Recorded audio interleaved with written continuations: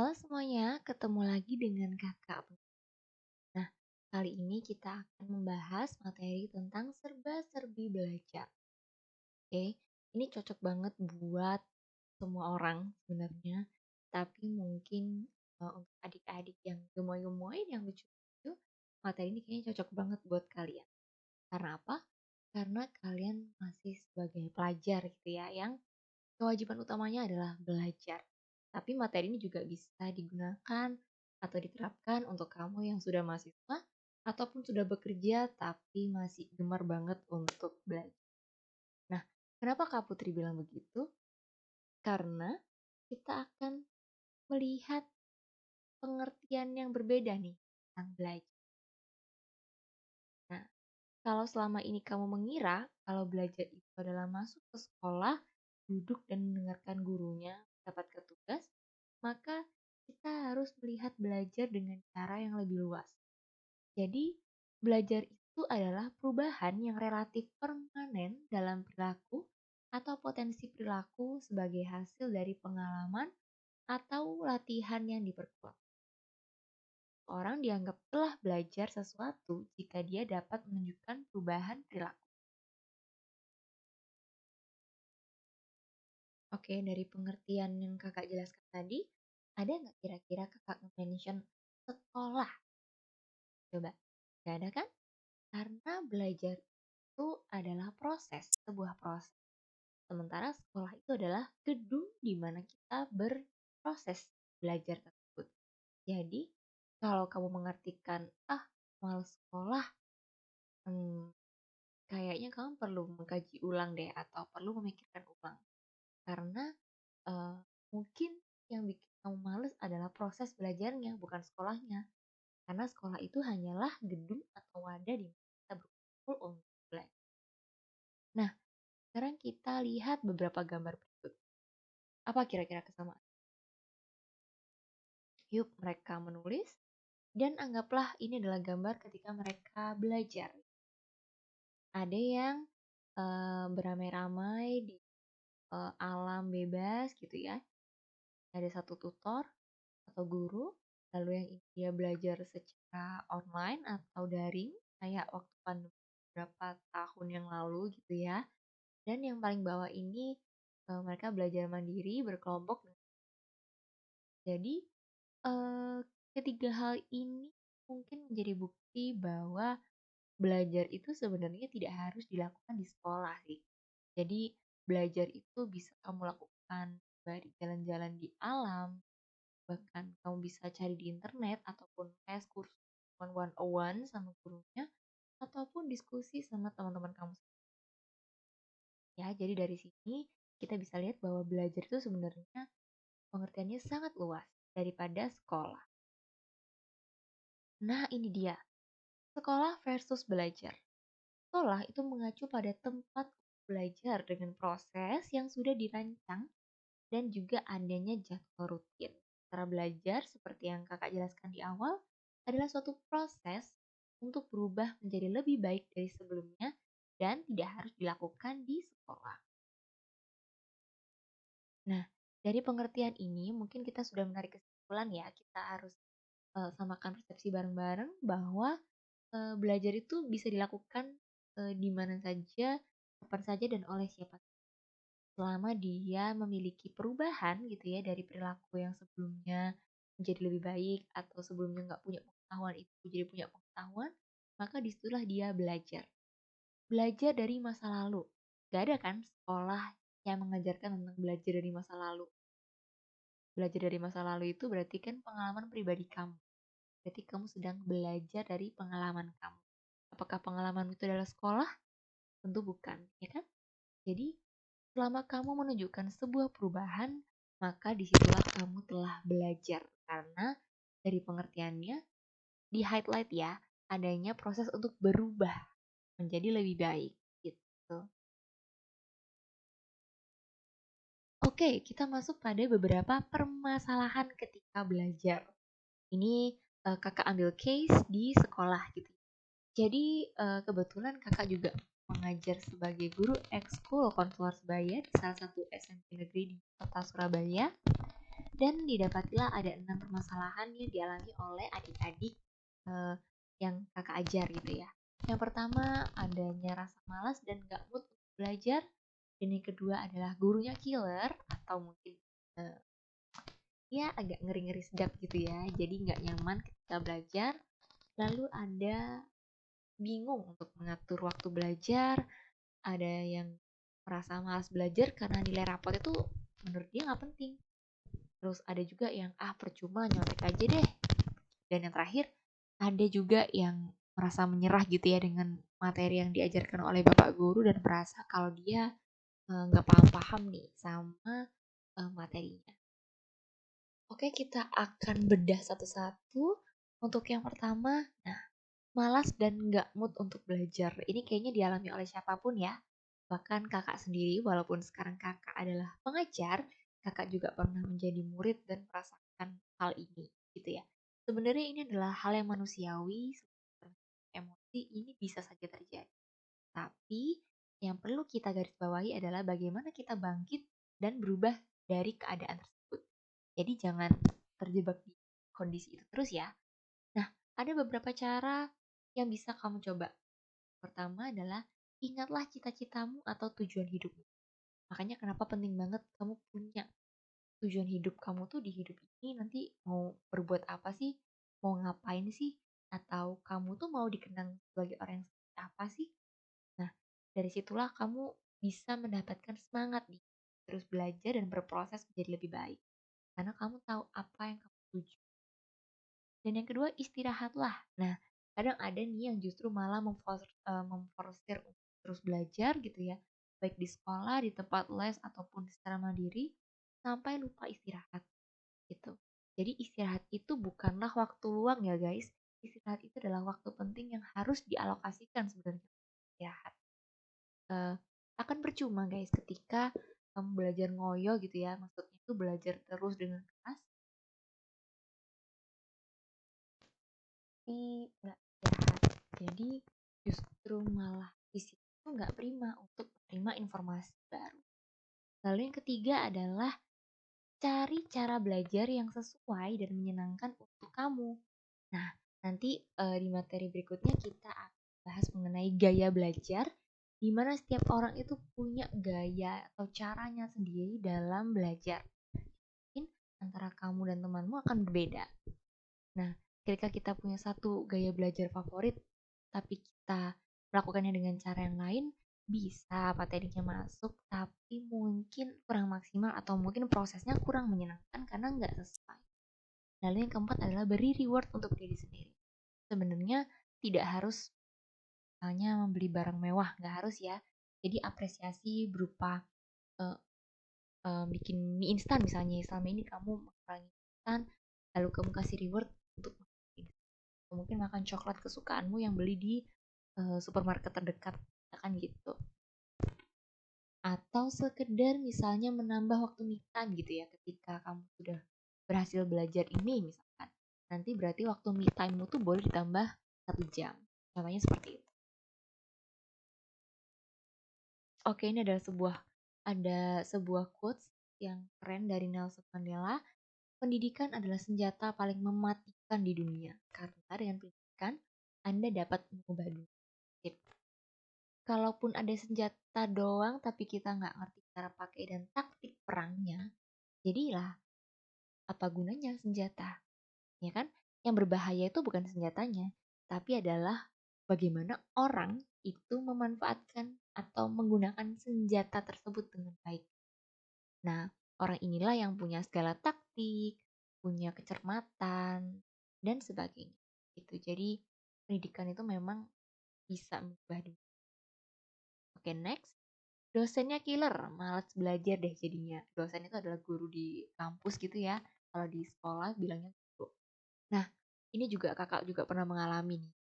Kedapetan dosen atau guru yang juga auranya tuh bikin kita merinding gitu. Kayak aduh pengen gak masuk sih sebenarnya. Oke, jadi kakak kasih beberapa tips, ada 3 tips. Yang pertama adalah ingat bahwa belajar itu bisa di mana-mana. Jadi kak ada satu guru gitu ya yang mengajar mata pelajaran atau mata kuliah tertentu, sebenarnya itu bukan alasan untuk kamu berhenti mempelajari materi itu gitu.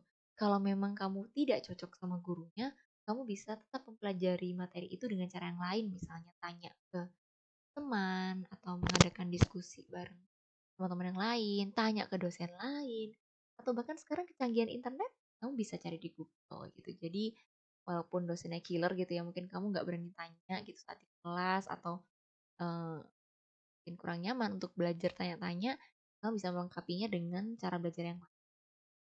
Lalu yang kedua, fokus pada pembelajaran atau materinya daripada gurunya. Ingat, kamu mungkin butuh waktu 3 tahun gitu ya kalau sekolah ataupun 4 tahun untuk kuliah untuk bertemu dengan guru itu gitu. Selepas dari itu kamu mungkin nggak akan guru itu lagi gitu. Mungkin guru itu sudah tidak menjadi bagian dari hidupmu lagi setelah kamu. Jadi daripada kamu fokus ya mengerahkan segala tenaga untuk benci atau nggak suka sama dosen atau gurunya, mendingan kamu fokus ke materinya. Jadi eh, kamu mendingan kalau perlu tuh justru didekati. Seperti poin yang nomor 3. Kalau perlu, dekati. Gitu. Jadi ada nih tipikal orang yang justru menantang diri sendiri dengan cara mendekati guru killer. Karena ada sebuah prinsip gitu ya, ada sebuah pandangan atau opini, pendapat kalau sebenarnya guru atau dosen yang killer itu justru kalau kita dekat dengan dia atau kita berhasil menjadi part of their life, mereka menjadi dosen yang paling baik, paling mau berbagi, dan paling perhatian. Ada yang bilang seperti itu. Tapi kakak menyetujuinya karena kebetulan di tempat kakak kuliah itu ada dosen yang memang kelihatannya killer gitu ya. Tapi ternyata di balik itu semua ada sebuah perhatian. Jadi sebenarnya juga kalau kamu berani silahkan dekat. Jangan malah bikin kamu bestie gitu sama guru atau dosen. Oke, kita lanjut. Nomor ketiga adalah bingung untuk mengatur waktu belajar. Nah, memang sebenarnya dalam hidup kita ini nggak melulu belajar gitu ya, walaupun sudah dijelaskan bahwa belajar itu tidak hanya di sekolah, tapi ya namanya proses berubah gitu pasti capek. Kita pasti butuh aktivitas yang lain untuk mengimbangi, misalnya istirahat, atau mungkin jalan-jalan, hangout gitu. Atau mungkin ada belajar di sekolah, akan menyelesaikan tugas presentasi dan lain. Nah, ada 3 hal yang bisa kamu lakukan. Yang pertama adalah buat skala prioritas.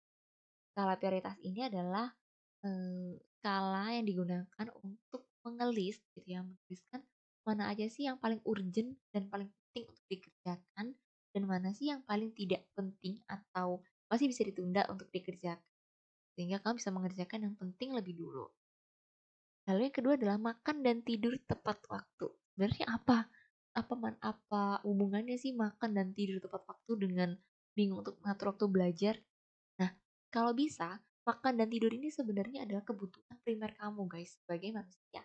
Jadi kalau dua hal ini terganggu, otomatis belajarmu itu juga terganggu dan tidak maksimal. Jadi alangkah baiknya untuk kamu mengalokasikan waktu kamu juga untuk makan dan tidur dengan tepat waktu gitu ya. Kalau memang sudah jamnya tidur, kita tidur. Kalau jamnya makan, kita makan. Karena kalau lewat dikit aja, misalkan kita mah gitu ya, kita mungkin akan menghabiskan 1-2 jam ke depan bersakit-sakit ria di perut kita daripada kita belajar. Jadi justru malah buang-buang waktu. Dan yang nomor ketiga, poin ketiga adalah observasi dirimu sendiri. Kuat belajar atau fokus belajarnya berapa? Tiap orang itu beda ya, tahanan dia dalam belajar gitu. Jadi kamu bisa bermain di kuantitas ataupun kualitas. Maksudnya gimana kak? Kalau bermain di kuantitas itu berarti cocok untuk kamu yang mungkin fokusnya pendek sehingga kamu nggak bisa tuh belajar lama-lama.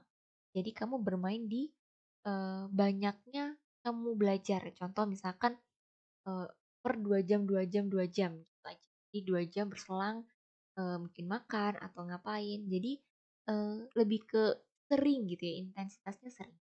Sementara kalau misalkan kualitas, kamu ini cocok untuk kamu yang fokusnya panjang gitu ya. Jadi sekalian aja, mungkin sekali belajar tuh 5 jam. Ngendon di kamar 5 jam, setelah itu udah bebas. Tuh. Jadi silakan pilih mana yang paling sesuai dengan kamu, sesuai dengan seberapa lama fokus kamu. Oke, kita lanjut ke poin yang keempat. Ups, sebelum itu Kak nemu nih ada dari ruang guru, bahayanya belajar dengan SKS alias sistem kebut semalam. Sistem kebut semalam ini adalah belajar, lebih tepatnya ini kita bicara soal akademis di sekolah ya. Jadi misalkan besok ada ulangan, maka di hari ini atau malam ini kamu baru ngebut untuk pelajari. Eh, Sistem ini ya disukai oleh sebagian orang, tapi juga tidak menjadi favorit sebagian orang. Bagi sebagian orang yang menyukai, ini membantu mereka untuk tetap ingat, meskipun harus mengorbankan waktu tidurnya, sehingga waktu ujian kadang mereka nggak maksimal gitu kan.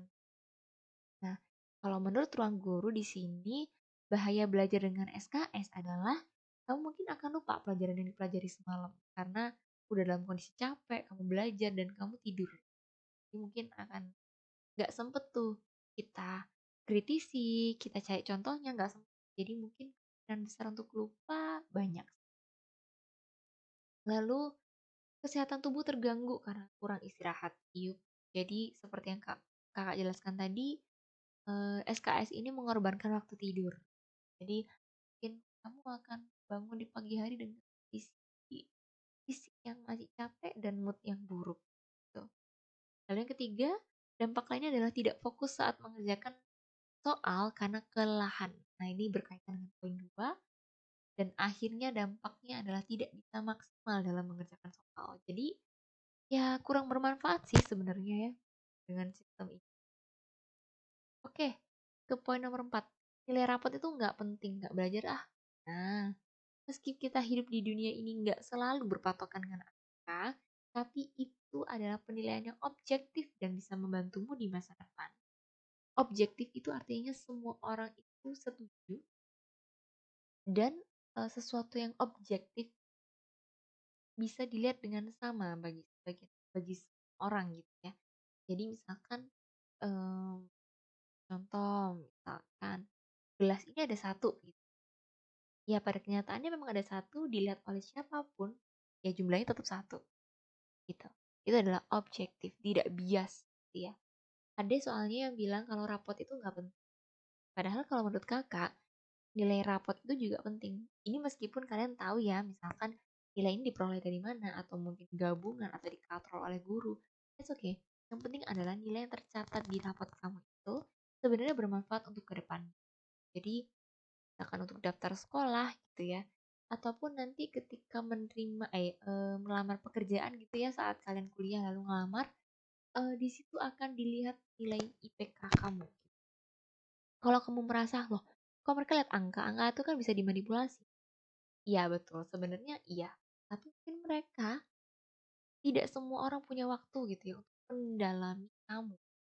Jadi cara paling gampang dan cepat adalah screening awal dari perolehan nilai kamu. Nah, next. Nah, ini juga nih jadi keluhan. Percuma ah belajar, nyontek aja lebih asik. Iya enggak? Daripada kita capek-capek belajar, mendingan kita nyontek aja punya teman. Toh terkadang nilai teman kita yang nyontek itu justru lebih bagus daripada ketika kita ngerjain jujur gitu. Hayo. Ada nggak yang pernah mengalami fenomena itu?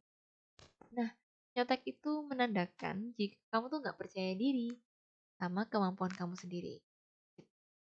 Nah, kalau ini dibiarkan, kamu mungkin akan tumbuh menjadi pribadi yang nggak pede dan tidak menghargai proses. Yup, menjadi pribadi yang nggak pede karena selalu bergantung pada jawaban orang lain dan juga tidak menghargai proses karena kamu lebih suka yang instan, tinggal lihat dan memaksa temennya untuk memperlihatkan jawaban. Jadi kamu mungkin akan kurang menghargai proses belajar, proses mencari pemahaman, kritis, contoh kasus, dan sebagainya. Nah, menanggapi fenomena yang tadi, kadangkala ya orang yang nyontek itu justru nilainya lebih tinggi daripada kita yang jujur. Nah, ini ada satu ilustrasi yang menurut kakak itu bagus banget. Eh, ini kita lihat di gambar, misalkan ada yang eh, misalkan belajarnya itu udah 10 nih. Ini kita bicara tentang effort gitu ya. Effort kita tuh udah dari 1 sampai 10, udah 10 nih, udah paling maksimal. Tapi ternyata dapetnya itu cuma 8 nilainya. Berarti berapa? 10 kurangi 8 kurang 2. Nah, 2-nya ini kemana? Nah, kamu bisa baca 2 yang lainnya akan menjadi berkah dalam bentuk lain. Jadi contoh, kamu udah belajar keras gitu ya, di rate 10, lalu kamu ternyata cuma dapat 80. Nah, yang 20 nilainya ini mungkin masuk ke dalam rezeki yang lain, misalkan kesehatan, keberuntungan. Begitupun juga berkebalikan dengan mereka yang effortnya itu cuma 2 sebenarnya. Tapi mereka berhasil dapat 10. Nah, ini ada yang bilang bahwa 10 dikurangi 2 berapa? 8 ya. Jadi akan ada 8 minus yang akan menjadi dalam tanda kutip hukuman mereka atau ganjaran. Jadi contoh misalnya mereka akan kesulitan ketika di ujian berikutnya, mereka nggak lolos dan sebagainya. Intinya ada harga yang harus mereka bayarkan dari keinstanan dia dapat dari usaha yang seperti itu. Ini Kak Put sebenarnya cukup suka sih analoginya karena kadang memang terjadi di sekitar kita. Dan lagi, nyontek itu punya pengaruh negatif. Misalnya menumbuhkan sikap malas belajar karena kepingin tadi ya, hilangnya rasa percaya diri, dia akan selalu bergantung gitu, tidak bisa menjadi diri sendiri, menumbuhkan sikap tidak jujur. Nah, ini ketergantungan terhadap orang lain, tidak bisa menghargai pendapat diri sendiri. Karena apa? Karena selalu bergantung sama pendapat orang. Lalu menimbulkan perasaan takut dan cemas, tidak bisa mengembangkan ide. Jadi gimana mengembangkan ide, mungkin kita nggak terbiasa kreatif, yang halnya nyontek deh. Menghancurkan kreativitas. Kakak setuju sih. Menimbulkan perasaan takut dan cemas. Oh, terus lagi. Menimbulkan sikap menghalalkan segala cara untuk mencapai tujuan ini. Aku pernah ada temennya kakak yang seperti itu dan ya kecewa sih karena kakak bersaing tidak jujur. Jadi ya buat apa? Lalu yang terakhir menumbuhkan sikap memaksa juga. Oh, jangan ya. Nah, dan yang terakhir adalah enggak paham-paham nih sama pelajaran. Tenang, kamu perlu mengetahui gaya belajarmu. Ada tiga, ada visual, auditori, dan kinestetik. Kalau visual itu mengandalkan mata belajar, kalau auditori menggunakan telinga untuk belajar, dan kinestetik ini berarti memanfaatkan gerakan atau praktek langsung dalam belajar. Nah, nanti mungkin untuk penjelasannya kita akan masuk ke materi yang berikut. Oke? Okay? Nah, kemudian poin kedua adalah kaitkan dengan fenomena sehari-hari. Kadang kalau kita belajar teori, itu kadang bosan. Sebenarnya kamu bisa tuh menerapkan ke dalam dunia di sekitar kalian. Jadi nggak hanya belajar tentang teori, tapi juga penerapannya. Nah, misalnya nih kakak kasih contoh. Nah, ada berita tentang hujan es di Batam. Begini penjelasan BMKG, atau hujan es disertai angin kencang terjadi di Banjarnegara. Mungkin kamu akan bertanya-tanya, gimana sih kok bisa ada hujan es gitu ya? Padahal kalau hujan kan biasanya air. Dan kita ini bukan negara dengan iklim yang ada saljunya misalnya. Nah, kamu kemudian cari di internet dan akhirnya kamu mendapati sebuah penjelasan mengenai fenomena alam yang unik dengan mempelajari proses terbentuknya hujan. Nah, gimana sih dari awalnya air yang biasanya turunnya air, kenapa jadi ini? Kamu bisa sambil menerapkan bahwa ketika kamu pelajari teorinya, ketika ada fenomena yang hampir sama gitu ya, atau sudah terprediksi, maka kamu gak heran. Gitu. Lalu, nah, kembali lagi ke poin 3, yaitu mengajari teman lain. Nah, percaya nggak percaya, proses belajar yang cukup tinggi ya tingkatannya adalah selain belajar sendiri, kita juga mengajari teman yang lain. Ada sebagian orang yang justru lebih mengingat materinya banget ketika dia mengajari orang atau mengajari teman yang lain. Seperti guru, diulang-ulang gitu nanti dia akan ingat. Gitu. Dan yang terakhir adalah afirmasi positif ke diri sendiri. Jadi silahkan dibantu gitu ya dirinya sendiri dengan mengatakan kata-kata yang positif. Misalnya kayak, kamu bisa kok, kamu cuma perlu waktu untuk memahami. Bukan berarti kamu gak bisa. Tuh, jadi terus berikan afirmasi positif ke diri sendiri. Nah, misalnya aku menerima diriku apa adanya. Misalkan kayak, oke, aku agak kurang suka nih sama pelajaran matematika sama sejarah. That's okay. kamu bisa, eee, dominan di mata pelajaran yang lain. Sementara di mata pelajaran yang itu, ya kamu kerjakan sesuai tugas dan tanggung jawab kamu. Nah, oke, mungkin sekian dulu materi kali ini. Semoga bermanfaat dan kita akan bertemu di materi tentang gaya belajar. Oke, see you teman-teman dan selamat belajar.